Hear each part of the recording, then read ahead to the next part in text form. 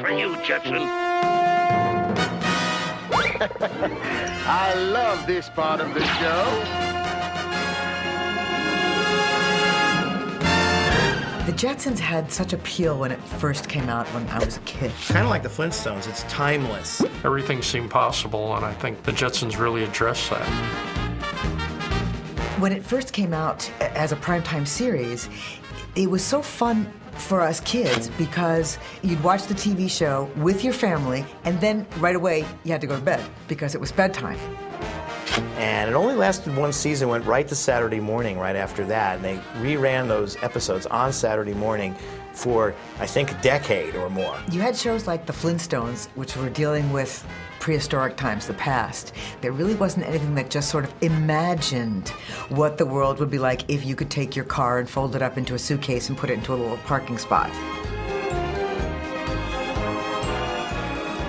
In the opening titles, about halfway through His Boy Elroy, I said, this is my favorite show.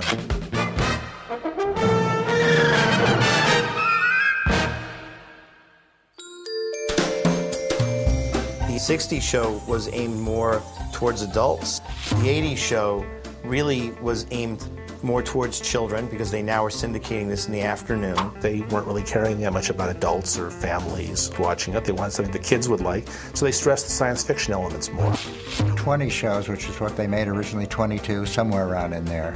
Everybody thought that they'd made like a whole bunch of them because they reran for years. But in order to get a syndication package, they needed, I think, 30 more shows, something like that.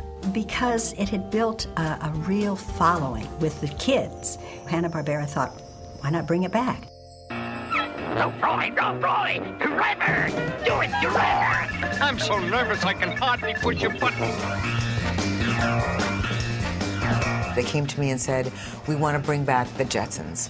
And I was just a baby casting director. I was only beginning as a casting director then. And I remember thinking, how positively thrilling to work on such a classic cartoon. That's the way I felt, too. When I heard of the project, I was real excited because I had fond memories of it. I was shocked at actually how few of them were originally made. From my point of view, because I was the voice director, the real challenge was casting. And it turned out to be no challenge at all because we used all the original cast. Andrea Romano was assistant to Gordon Hunt. And then later on, Gordon turned everything over to her, and she did all of the direction for the voice people. So we went back to all the actors that had worked on the series originally to try to see if they wanted to come back and play. And these people who had gone many, many years since the original one came back, and they sounded as good, if not better, than they did in the original.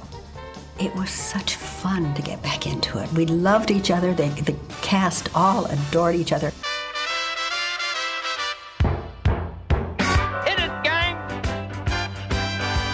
I loved hearing those voices again from the original characters. You could see that when they got back together after 20 years of not seeing each other, it really was like a family reunion. These were all people who had 20 years later, and they were probably in their 50s and 60s when they did the show originally. But their voices and their attitude and their acting was just as good and just as lively and just as energetic as it had been before.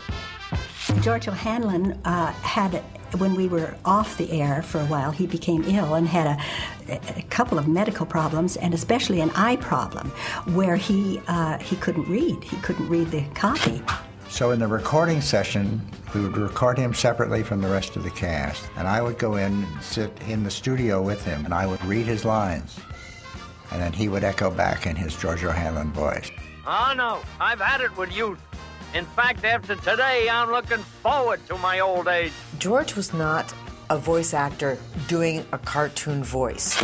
The voice of George Jetson was George O'Hanlon's voice. It was just this voice that had this wonderful quality to it. Oh, I knew this was a day I should have stayed in bed. What you have here is a group of people who truly enjoyed each other's company, and all were very good actors and able to manipulate their voices so that they played multiple characters. You have Jean Vanderpyle as Rosie, she was Wilma Flintstone. Don Messick was Astro. We were so lucky to have Mel Blanc as Mr. Spacely. You also had Dawes Butler, the brilliant Dawes Butler as Elroy. My main concern was to keep it as true to the original as possible.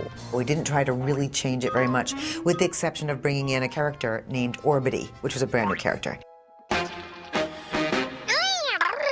Hello.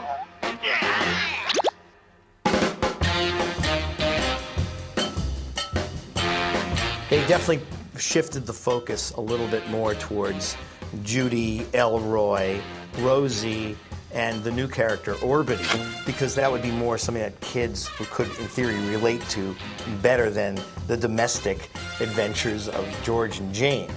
We also explored more stuff with the robots. Rosie became more of a sympathetic character, more of a Hazel type thing. I think that any changes that are made when there's decades between production, the changes that are made are an attempt to approach a new audience, thinking that the old approach isn't going to be good enough for them.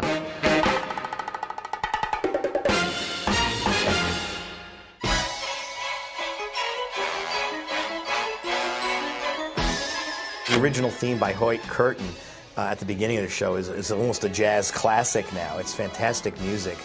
I was a huge fan of the first season. I really loved it. I tried to, as much as possible, emulate and repeat that kind of the work and the charm of that original series. They really matched the color palette and the style and all of that really well. They did a pretty good job of trying to maintain the integrity of the original series. New Jetsons is the future as you'd want it to be if you were 10 years old. And I didn't identify with Elroy, I identified with George, because he seemed to have all these wonderful conveniences and they didn't make his life any better. In fact, they frequently made it worse. Oh, here we go again and again and again. The Jetsons fit in with the mindset of Americans at that time and what's to come, our imagination of what could be.